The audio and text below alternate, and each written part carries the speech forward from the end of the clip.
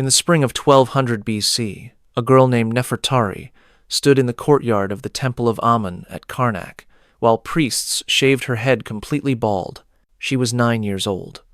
She had been brought to the temple 3 days earlier by her father, a minor official who owed a debt to the temple that he could not pay in silver or grain, so he paid it with his daughter. Nefertari did not understand what was happening. She knew only that her father had told her she was being given a great honor, that she would serve the gods, that she should be grateful and obedient. As the bronze razor scraped across her scalp, removing every trace of the long black hair she had worn in elaborate braids, Nefertari began to cry. An older priestess struck her across the face. "Servants of the god do not weep," the woman said coldly. "You have no tears anymore. You have no name anymore. You belong to Amun now, and Amun does not accept weakness." This was Nefertari's introduction to a life that would last 43 years, a life of confinement, control, and systematic exploitation hidden behind walls decorated with images of divine glory. She would never leave the temple grounds. She would never marry. She would never own property or make decisions about her own body or her own future. She would serve, silently and obediently, until she died and was buried in an unmarked grave with no family to mourn her and no name recorded for history to remember. But here's what most people don't know. Nefertari was not unusual. She was not an isolated case of abuse in an otherwise honorable system. She was one of thousands of girls and women who spent their entire lives in Egyptian temples, called by titles that sounded sacred, but that masked a reality far darker than anything the hieroglyphs on temple walls would ever admit.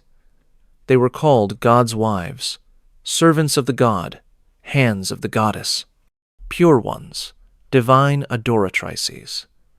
Beautiful names for a system that destroyed lives as efficiently as any battlefield, that exploited vulnerability as systematically as any slave market, that erased identities as completely as any conqueror ever erased a defeated enemy's capital.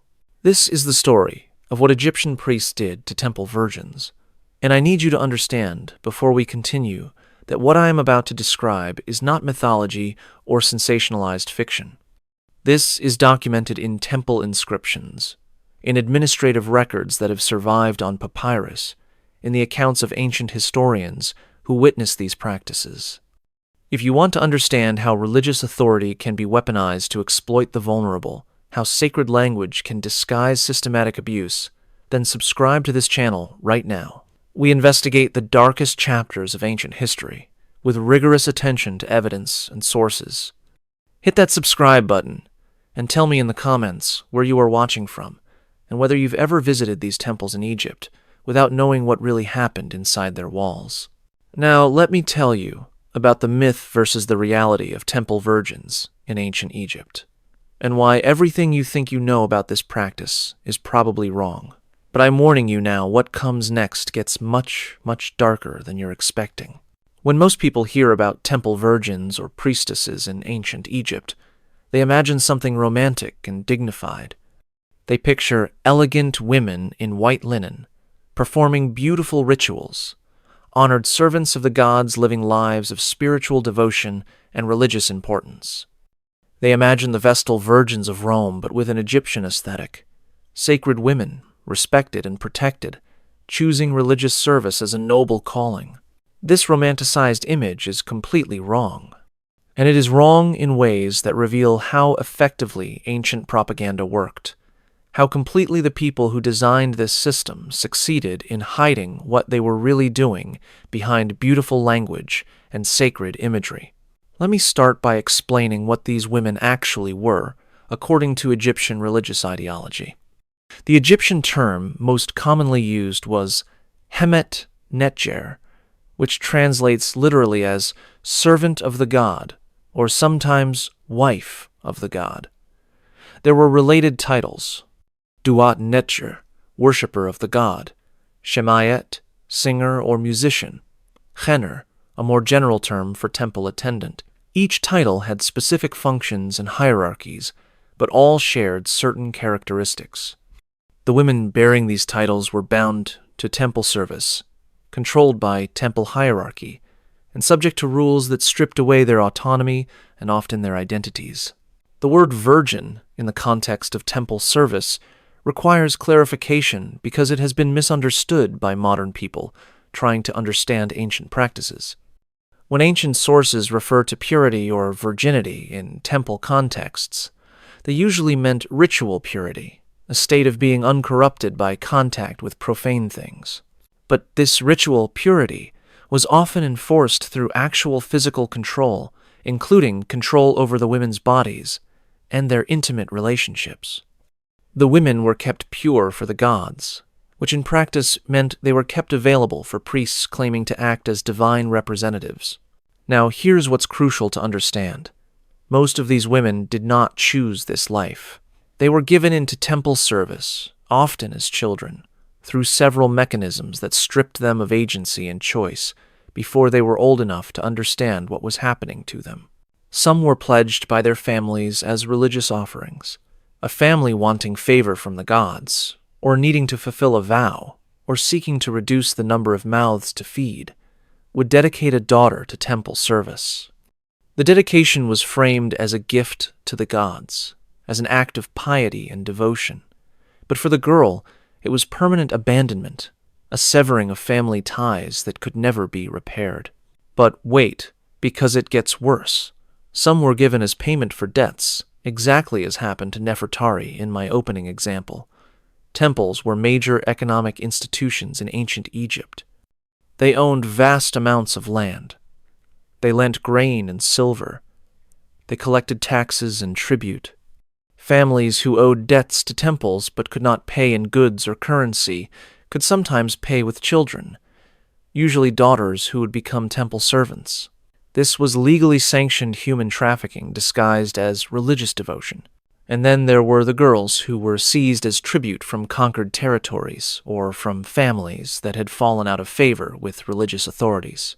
Egyptian military campaigns regularly captured populations from Nubia, from Libya, from territories in the Levant. Among the captives taken were girls and young women designated for temple service. They would be transported to Egypt, assigned to various temples, and absorbed into the system of sacred servitude from which they would never escape. But here's what will shock you most.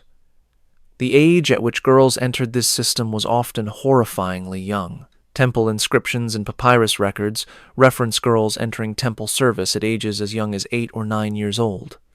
Some sources suggest even younger, though the exact ages are difficult to confirm from ancient records that did not always track birth dates precisely. What is clear is that many of these girls had not reached puberty when they were taken from their families and given to temples. They were children, unable to consent, unable to understand the full implications of what was being done to them. Let me tell you about another girl. Her name was Mutemwia, and she was 8 years old when soldiers came to her village in Nubia after Egypt conquered the region during the reign of Thutmose III. The soldiers were collecting tribute, gold, ivory, grain, and children. Mutemwia was selected along with 12 other girls from various families in the region. The girls were bound together with ropes and marched north to Egypt, a journey of hundreds of miles that took weeks. Mutemwia did not speak Egyptian. She did not understand what was happening or where she was being taken. She knew only that she had been torn from her mother, from her siblings, from everything familiar. She cried constantly during the march until one of the Egyptian guards beat her and told her that crying was forbidden. She learned to weep silently, tears running down her face while she made no sound. When the girls arrived at Thebes, they were taken to various temples. Mutemwia was assigned to the temple of Mut, a goddess associated with motherhood and queens. The irony would become apparent to Mutemwia over the following years as she learned Egyptian and came to understand that she was serving a goddess of mothers while being denied any possibility of becoming a mother herself in any normal sense. Now, pay close attention, because what I'm about to describe next is the process that transformed girls like Nefertari and Mutemwia from children with identities and families into property of religious institutions. And this process was designed with psychological precision to break their will and prepare them for a lifetime of absolute submission. When a girl was designated for temple service, whether through family dedication or debt payment or conquest, she underwent a series of rituals designed to strip away her former identity and reconstruct her as a servant of the god. These rituals were not quick. They extended over days or weeks, a prolonged psychological breaking that prepared the girl for a lifetime of submission and obedience. The first ritual was purification through water. The girl would be taken to a sacred pool or basin within the temple grounds and subjected to ritual bathing. This sounds innocent enough until you understand what it actually involved. The bathing was conducted by priests and senior temple women. The girl would be stripped of her clothing from her previous life, and her body would be washed repeatedly with water mixed with natron, a natural salt compound. But here's where it starts to get disturbing. These purification baths were often invasive examinations disguised as religious ritual. Priests would inspect the girl's body, ostensibly to ensure she was physically pure and unblemished, suitable for service to the gods. Young girls would be touched and examined by strange men, while being told this was sacred duty, that the gods required this inspection, that resistance or discomfort was inappropriate and would anger the divine powers they were meant to serve. Let me tell you what happened to Nefertari during her purification bath. She was taken to a stone pool in an enclosed courtyard where 3 priests and 2 older temple women waited. She was told to remove her clothing. When she hesitated, embarrassed and frightened, one of the women grabbed her roughly and stripped the garments away. Nefertari was pushed into the pool. The water was cold. She shivered and tried to cover herself with her hands. One of the priests stepped into the pool with her. He told her to stand still, to put her arms at her sides. His hands moved over her body, touching her in ways that made her deeply uncomfortable. When she flinched away, he grabbed her arm hard enough to bruise and told her that the gods were watching, that she was being tested for worthiness, that if she failed this test, she would bring shame on her family and anger the gods who might punish all of Egypt. Nefertari stood frozen, terrified, while the priest's examination continued. She did not understand what was being done to her or why. She knew only that these were priests, that they claimed to speak for the gods, that she had been taught all her life to obey religious authority. So she stood still and endured it while tears ran silently down her face and mixed with the water of the purification pool. This early violation, framed as religious necessity, established patterns of control and normalized the idea that these girls' bodies were not their own, but belonged to the temple and could be accessed by those with religious authority. The girls learned on their very first day in the temple that they would be touched, examined, controlled, that their discomfort did not matter, that religious authority justified any invasion of their bodies. But it doesn't end there. After the purification baths came the shaving ritual I described in the opening. The girl's head would be shaved, completely bald. This was standard practice for certain categories of temple servants and priests, justified as maintaining ritual purity and distinguishing sacred persons from common people. But the shaving served psychological purposes beyond mere identification. Hair, particularly for young girls who had worn elaborate styles, was part of identity and self-image. Removing it was a visible marker of transformation, an elimination of vanity and individual appearance, a reduction to uniformity with other temple servants. When Nefertari saw herself in a bronze mirror after her head was shaved, she did not recognize the bald child looking back at her. That stranger in the mirror was not Nefertari.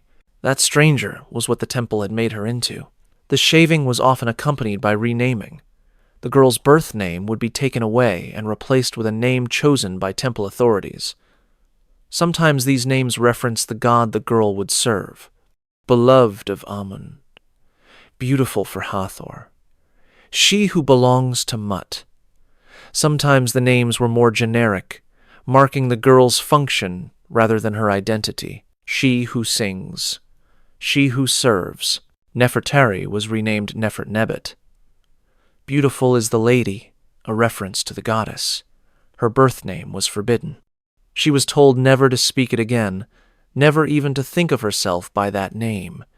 If she was caught using her birth name, she would be punished. The name her mother had given her, the name that connected her to her family and her identity before the temple, was declared dead along with the life she would never return to. The renaming completed the symbolic death of the girl's former self. She was no longer her father's daughter. She was no longer connected to her family line. She was a new creation, made by and for the temple. But wait, because here's where the dedication process takes an even darker turn that you need to understand. After purification and renaming came what sources describe as the divine marriage ceremony. Girls being dedicated to certain categories of temple service would undergo a ritual where they were symbolically married to the god they would serve. This ceremony was presented as a great honor, as becoming the bride of a deity, as achieving a status higher than any earthly marriage could provide. The divine marriage ritual varied depending on the specific temple and deity, but common elements included the girl being dressed in bridal garments, being presented before the god's statue or shrine, and pronouncing vows of eternal service and fidelity to the divine spouse. Priests would speak on behalf of the god, accepting the bride, promising divine favor in return for absolute obedience and purity. Let me describe what Mutemwia experienced during her divine marriage to the goddess Mut at Thebes. She was 10 years old by this point, having spent 2 years in the temple learning Egyptian and the basics of temple service. She was dressed in fine white linen, far nicer than anything she had worn in her Nubian village. Her bald head was covered with a wig of elaborate braids. She was painted with cosmetics and adorned with jewelry. She was led into the inner sanctuary of the temple, a space she had never been allowed to enter before, a dark stone room lit only by oil lamps and dominated by the massive statue of the goddess. The statue's eyes, inlaid with semi-precious stones, seemed to watch Mutemwia as she approached. The high priest stood before the statue. Other priests and senior temple women formed a circle around Mutemwia. The high priest began chanting in a voice that echoed off the stone walls. He spoke in the ritual language, older forms of Egyptian that Mutemwia had learned but still found difficult to understand fully.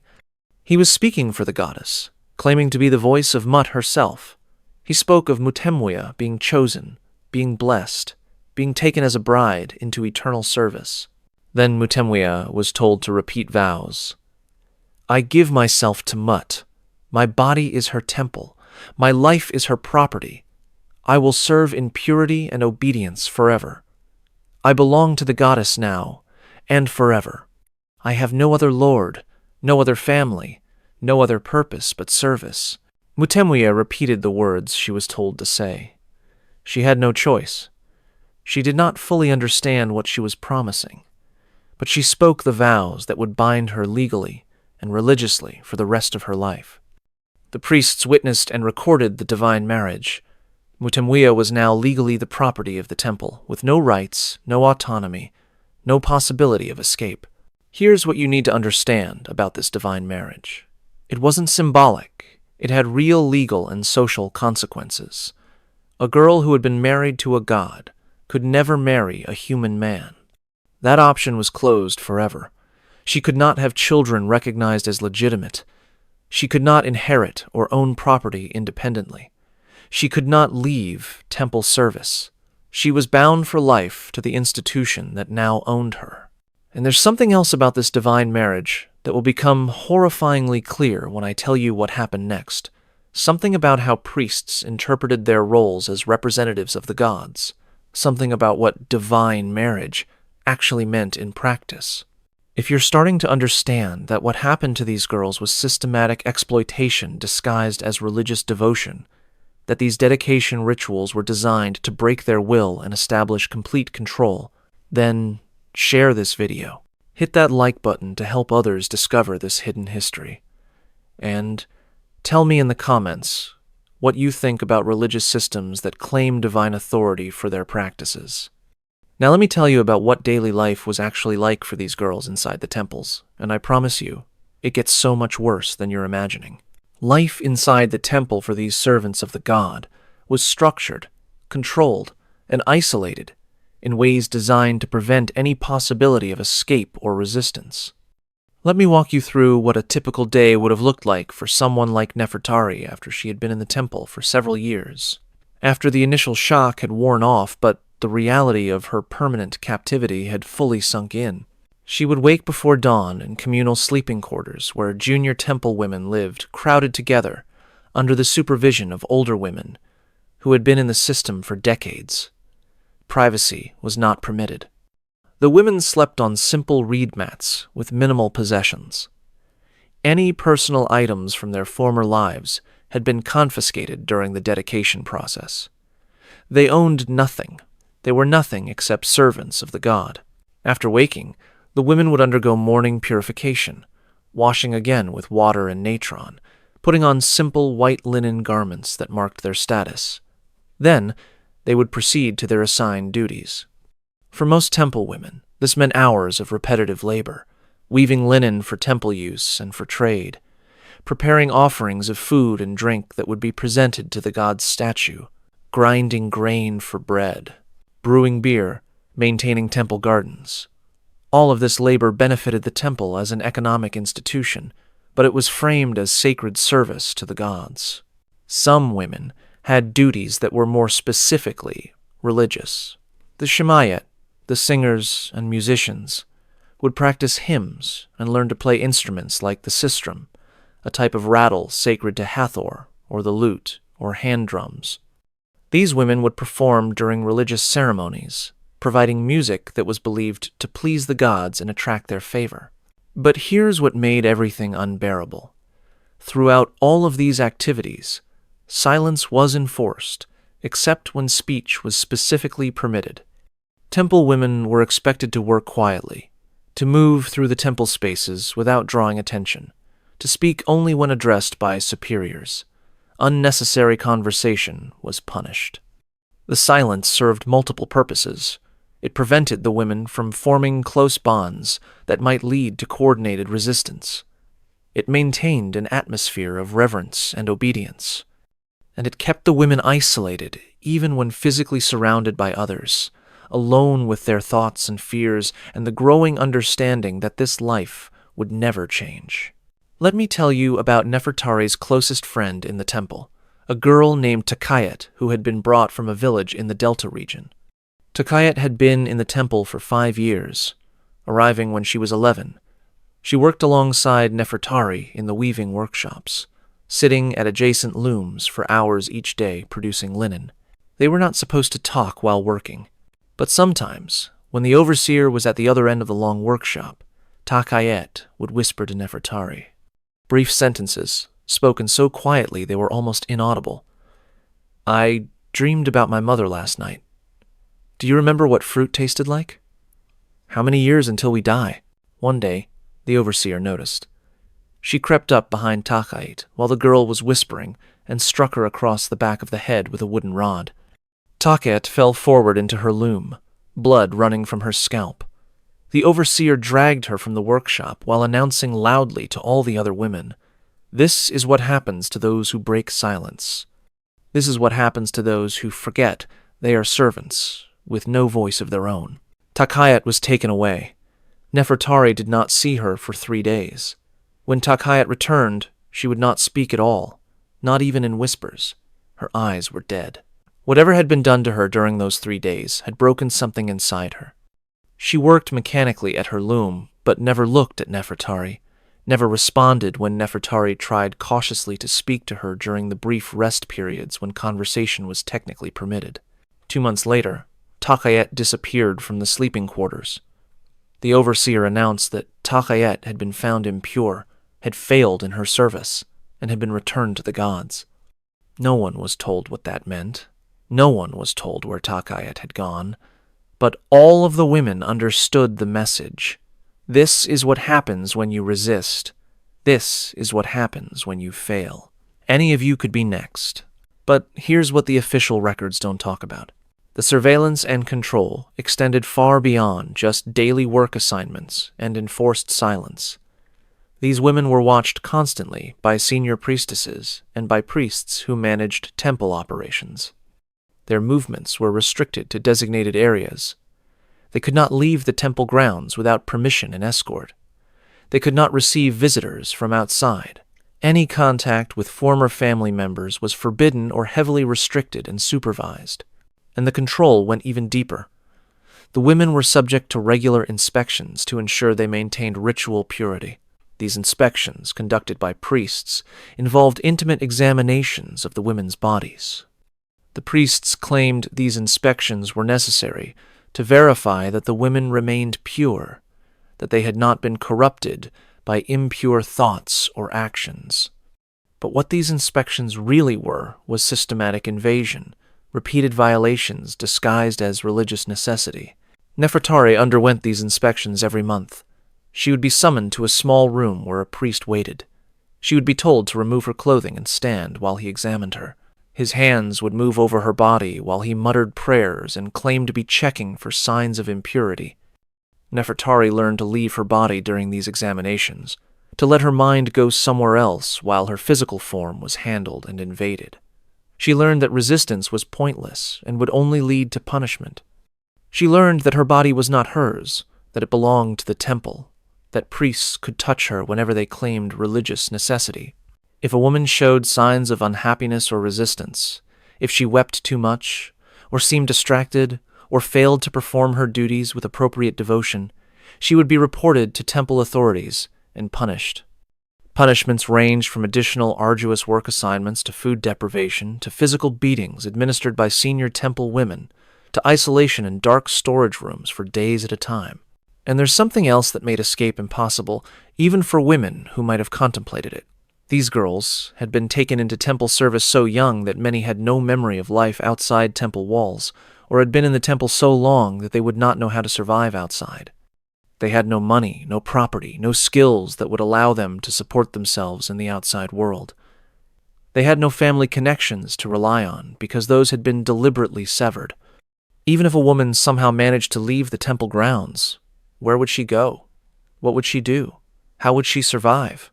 This comprehensive control meant that physical walls and locked gates were almost unnecessary. The women were trapped by psychology and economics as much as by stone and bronze. They were trapped by having no alternatives, by knowing that the temple was the only world they would ever know, by understanding that resistance was futile and would only bring suffering. Now, let me tell you about the training and indoctrination that accompanied this daily routine, because the temples didn't just want obedient workers.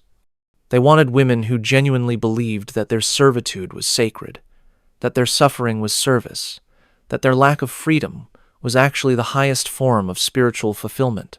From the moment of dedication, the girls were taught that they were blessed, that they had been chosen by the gods for special favor, that their lives of service were more valuable than any ordinary life could ever be. They were taught that the priests who commanded them spoke with divine authority, that disobeying temple officials was disobeying the gods themselves, and would bring terrible punishment both in this life and in the afterlife. They were taught that their bodies were not their own, but temples, housing divine presence, which sounds spiritual until you understand how this teaching was used. If your body is a temple of the god, then priests claiming to act for the god have access to that temple. If you are the bride of the god, then the god's representatives on earth can exercise the rights of that divine marriage. This theological framework, taught from childhood, prepared these women to accept violations that they might otherwise resist, because resistance would mean defying the gods themselves. They were also taught that the outside world was corrupt and dangerous, that ordinary people lived in spiritual darkness, that only within temple walls could true purity and enlightenment be found.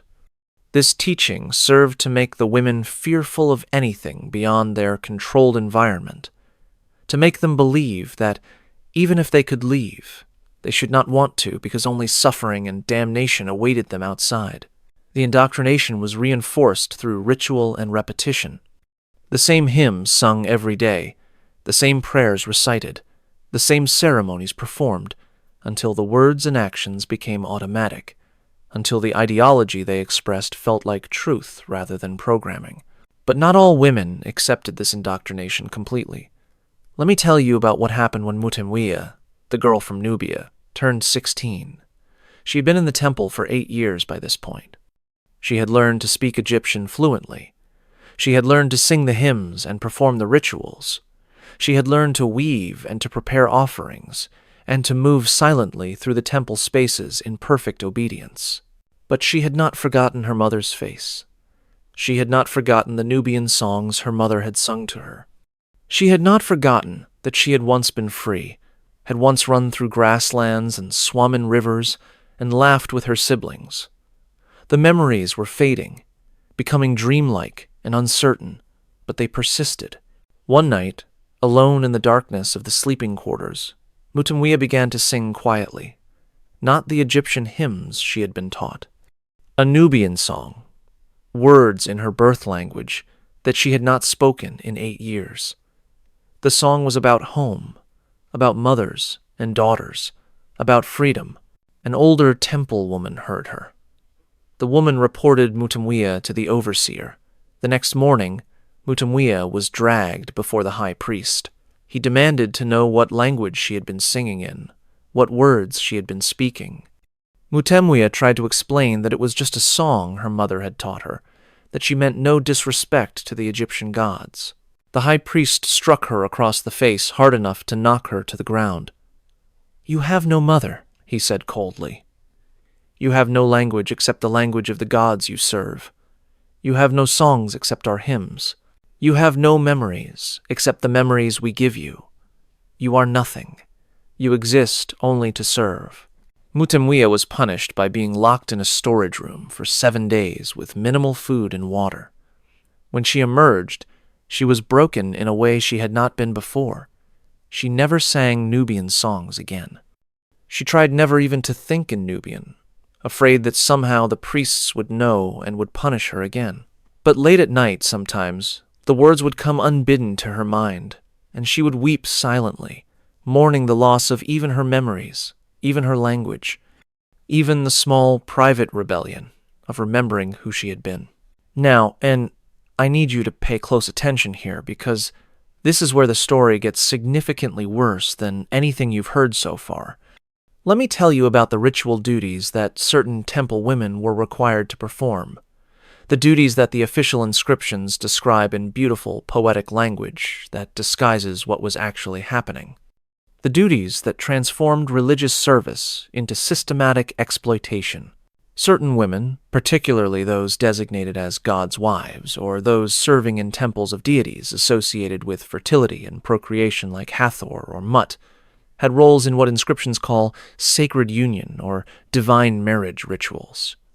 These rituals were supposedly reenactments of mythological events, ceremonies where divine powers were invoked to ensure cosmic order, fertility of the land, prosperity of Egypt. The language used to describe these rituals is elaborate and metaphorical. The god enters his temple. Divine seed is planted. The goddess receives her consort. Beautiful poetry that can be interpreted in various ways. But let me tell you what these rituals actually involved when you understand what was really happening behind the poetic language. High-ranking priests, particularly the high priest of Ammon or other major temples, claimed to embody the god during certain ceremonies. They dressed in costumes representing the deity. They spoke in ritual language, claiming to be the god's voice. And they performed acts that were described as the god acting through them, but that involved very human bodies and very human acts. Women designated for sacred union would be prepared through purification rituals, dressed in ceremonial garments, brought to inner sanctuaries where outsiders were forbidden, and told that they were about to receive the god's blessing. They were told that the god would enter them, that divine power would flow through them, that they were fulfilling the highest purpose a woman could achieve. They were told that resistance or fear would anger the god and bring catastrophe not just to themselves but to all of Egypt. And then priests, claiming to act as vessels for divine power, would exercise what they claimed were divine marriage rites with these women. acts that in any other context would be recognized as violation and exploitation, but that within the temple were framed as sacred duty, as religious ritual, as the will of the gods themselves. Let me be absolutely clear about what I am describing. These were not consensual relationships between equals. These were coerced encounters between powerful men who controlled every aspect of these women's lives, and powerless women who had been conditioned from childhood to believe that their bodies belonged to the gods, and that priests spoke with divine authority. The women could not refuse. They could not report abuse. They could not escape. They were told that this was sacred, that this was blessing, that they should be grateful. Let me tell you what happened to Nefertari when she was selected for her first sacred union ritual. She was 14 years old, having been in the temple for 5 years. She was told by the overseer that she had been chosen for a great honor, that she would participate in the festival of the divine marriage, that the god Amun himself would bless her. Nefertari did not understand what this meant. She knew only that she was being treated differently than usual, given better food, bathed more carefully, dressed in finer garments than she had ever worn. Other temple women looked at her with expressions she could not read. Pity? Fear? Relief that they had not been chosen? On the night of the ritual, Nefertari was brought to the inner sanctuary. The space was lit with dozens of oil lamps. Incense smoke filled the air. The high priest stood before the altar wearing an elaborate costume and a mask that transformed him into a representation of the god. Other priests formed a circle around the sanctuary, chanting in the ritual language. The high priest approached Nefertari. He told her that she was about to receive the god's blessing, that Amun himself would enter her, that she must submit completely and without fear. Nefertari did not understand. She stood frozen while the priest's hands moved to remove her ceremonial garments. Then she understood, and she tried to back away, to leave the sanctuary, to escape what was about to happen. But the other priests grabbed her arms and held her still. The high priest told her that she could not refuse the god, that resistance was blasphemy, that if she failed in this duty, the gods would curse her, and all of Egypt might suffer. Nefertari was terrified. She was 14 years old. She had been conditioned for 5 years to believe that priests spoke for the gods, that disobedience would bring divine punishment. She had nowhere to go, no one to help her, no way to resist men who were physically stronger and who claimed divine authority for what they were doing. What happened next, I will not describe in explicit detail, but you understand what happened. What was done to Nefertari in that sanctuary, surrounded by chanting priests and choking incense smoke, with the high priest claiming to be the god himself. It was called sacred union. It was called divine blessing. It was recorded in temple documents as a successful completion of religious ritual. But Nefertari knew, even at 14, even after 5 years of indoctrination, that what had been done to her was not sacred. It was not blessing. It was violation disguised as religion, exploitation disguised as ritual, and there was nothing she could do about it, no one she could tell, no justice she could seek, because the men who had violated her were the same men who defined what justice meant, who spoke for the gods, who controlled every aspect of her existence. After the ritual, Nefertari was taken back to the sleeping quarters. The other women would not meet her eyes. Takayat, before she had been broken and taken away, had whispered to Nefertari once about sacred unions, about what they really meant, about how every woman in the temple lived in fear of being selected. Now, Nefertari understood. Now she knew what all the other women knew. This could happen again. It probably would happen again. And there was nothing any of them could do except submit and try to survive. Some women underwent these sacred unions repeatedly, selected again and again for rituals that required female participants. The frequency depended on the temple calendar and on which ceremonies required this type of ritual action. Major festivals might involve multiple such rituals. Certain times of year associated with fertility or cosmic renewal would see increased ritual activity. And here's something that makes this even more disturbing. Some of these women bore children as a result of these sacred unions. The children were considered blessed, marked by divine favor, destined for temple service themselves. But they were also evidence of what had happened to their mothers. These children would grow up in temple households, raised by their mothers, but also by the institution that had exploited those mothers. Daughters might follow their mothers into temple service. Sons might be trained as priests.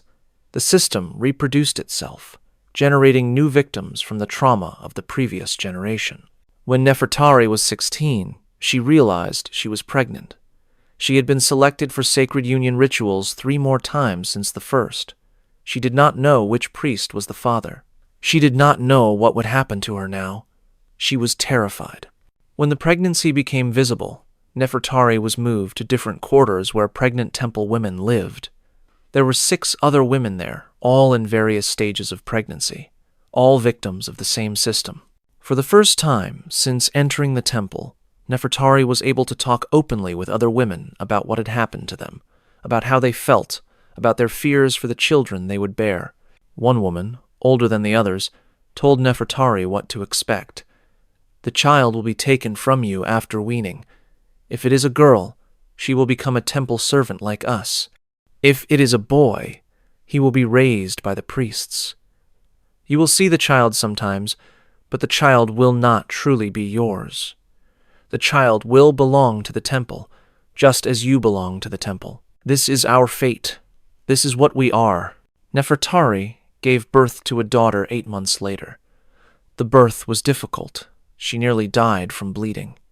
But she survived, and for 3 years she was allowed to keep her daughter with her, to nurse and care for the child she had named Neferora in her heart, though the temple records gave the child a different name. Then the child was taken away to begin her training as a temple servant. Nefertari was returned to her regular duties. She would see her daughter occasionally, passing in temple corridors, but she was forbidden from acknowledging their relationship. The girl was taught to call all the adult temple women mother collectively, and to call no one mother individually. Nefertari watched her daughter grow up from a distance, watched her being broken and trained exactly as Nefertari herself had been broken and trained, and she could do nothing to protect her, or save her, or even comfort her. This was the cruelest thing of all, not just being exploited herself, but watching her daughter be absorbed into the same system, knowing that the cycle would continue, that her daughter might bear children through sacred unions, that those children might grow up to become priests who would exploit future generations of temple women. The system was self-perpetuating, feeding on itself, creating an endless cycle of exploitation and trauma. Now, let me tell you about what happened to women who resisted this system, who tried to refuse their assigned roles, who attempted to escape, or who spoke out against what was being done to them. Because the punishments were designed to terrify not just the individual woman, but every other woman who witnessed what happened to those who defied temple authority. Some temples practiced what inscriptions call purification through correction, rituals where women deemed impure or disobedient were subjected to punishment, framed as spiritual cleansing. These punishments could include extended fasting, forced to go days or even weeks with minimal food and water while continuing to work, or extended isolation, locked in dark storage rooms or cells for indeterminate periods, or physical beatings administered by senior temple women while priests watched to ensure the punishment was sufficiently severe. But there's something worse than these ordinary punishments, something that was used for women who committed the most serious offenses in the temple hierarchy's view. Women who tried to escape, women who spoke openly about wanting to leave, women who refused to participate in sacred union rituals, women who were heard questioning whether the priests really spoke for the gods. These women faced what sources call dedication to the desert, or return to chaos. Here's what this meant in practice. The woman would be taken outside the temple grounds, something that rarely happened and that immediately marked this as extraordinary punishment. She would be taken into the desert regions, beyond the cultivated land, into the territory of death and wilderness that Egyptians associated with the god Set and with cosmic disorder. Then she would be abandoned, left alone in the desert with no water, no food, no shelter, no way to return to civilization. The punishment was framed as religious exile, as returning the impure woman to the chaos from which all creation emerged, as allowing the gods to judge whether she deserved to survive.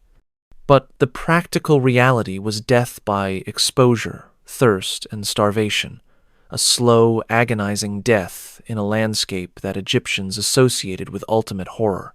Let me tell you about what happened to a woman named Hinutmahite. She was in her mid-20s, had been in temple service since she was 9. She had undergone sacred unions dozens of times. She had borne 3 children, all taken from her.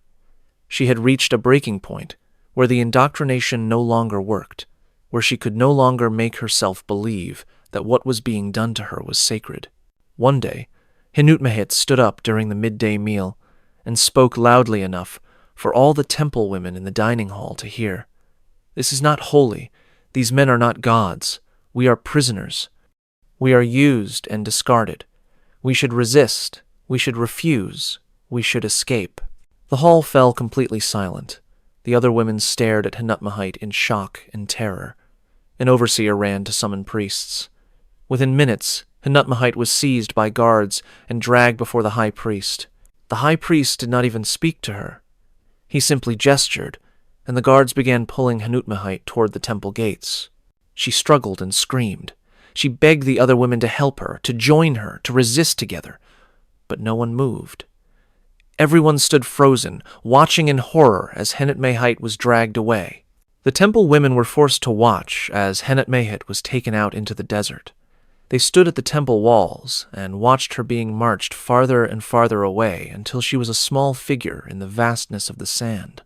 Then the guards simply walked away from her and returned to the temple. Hinutmahit was left standing alone, miles from any water or shelter, with the sun climbing toward its apex. The women were forced to watch for hours. They saw Hinutmahit try to walk back toward the temple, but guards on the walls shot arrows near her feet to drive her back. They saw her collapse in the heat, stand up again, wander in circles as the sun burned her skin and thirst drove her mad. By nightfall, Hinutmahit had stopped moving. The next day, the women were marched out to see Hinutmahite's body. The temple wanted them to see exactly what happened to women who resisted. Hinutmahite had died from exposure and thirst. Her body was already being consumed by scavengers. The sight was horrible enough that several women vomited. The high priest spoke to all the assembled temple women. "This is what happens to the impure. This is what happens to those who betray their sacred vows. This is what the gods do to blasphemers. Let her body lie in the desert unburied. Let her spirit wander forever without rest. And let all of you remember what you have seen." Hinutmahite's body was left where it had fallen. No one was allowed to bury her. When the women returned to the temple, they were ordered never to speak her name again, to forget she had ever existed. But of course, they remembered. They remembered every detail of her suffering and death. That was the point. The memory would keep them obedient and afraid for years. But here's the thing that the priests probably didn't anticipate. The memory of Hinutmahite also became a different kind of lesson. Some women, instead of being cowed into complete submission, began to see clearly what they had always known but had tried not to understand. This system was not sacred, it was exploitation. The priests were not divine. They were men using religion to justify cruelty. And women like Hinutmahit, who resisted even knowing the cost, were heroes, not blasphemers. The resistance had to be subtle, invisible, hidden so deeply that even the most vigilant overseers could not detect it. But it existed. In the songs women sang, which on the surface praised the gods, but which contained hidden meanings that mocked the priests. In the way women would exchange glances when priests spoke, glances that said, "We know this is a lie, even if we must pretend to believe." In the small acts of defiance, like deliberately making mistakes and weaving that spelled out words in the patterns, words that said, "I am here," or "I remember," or "I resist." And in some cases, women found ways to leave testimony, to create evidence that might survive even if they did not, to whisper truth that might someday be heard. Now let me tell you about how these women's lives ended, and about how thoroughly their identities were erased even in death. Most temple women died within temple precincts, having spent their entire lives from childhood to old age in service to institutions that had consumed their bodies, their labor, and their identities. When they died, they were buried in ways that reflected their status as temple property, rather than as individuals with family connections and personal histories. Temple women were rarely buried in family tombs. Their separation from family had been absolute and continued into death. Instead, they were buried in areas designated for temple personnel, often in mass graves or in simple, unmarked burials that provided minimal protection for the body and no monuments to preserve memory. When Nefertari died at age 52, having spent 43 years in temple service, her body was prepared minimally and placed in a communal burial pit with the bodies of 3 other temple women who had died around the same time. There was no coffin, just linen wrappings. There was no funeral ceremony, just a brief prayer muttered by a junior priest. There was no grave marker, nothing to indicate who she had been or that she had ever existed. Her daughter Neferura, now an adult woman, who had spent her entire life in the temple, just as her mother had, was not allowed to mourn openly. She was not allowed to visit the burial site. She was expected to continue her duties as if nothing had happened. Within days, the other temple women had been instructed not to speak of Nefertari, to act as if she had never existed. Her name was not recorded in any temple documents as someone worthy of remembrance. She had been a servant of the god, and now that service had ended, and that was all there was to say. This erasure was not accidental. It was systematic and purposeful. Temple authorities wanted these women to be forgotten as individuals. Their value was in their service and in their role as components of the temple system, not in their individual identities or experiences. When they died, their usefulness ended, and there was no reason to preserve their memory. But here's where something remarkable happened. Some of these women tried to resist this erasure. In hidden corners of temple complexes, in places where supervisors were unlikely to look, some women carved brief messages into stone. These inscriptions were tiny, quickly scratched, easy to miss. But they were there. I was born free. They took that from me. Remember that we were people. My name was Mutemwia before they changed it. That name is dead, but I wanted to write it one time. I bore 4 children. All were taken. I loved them, even though I was not allowed to.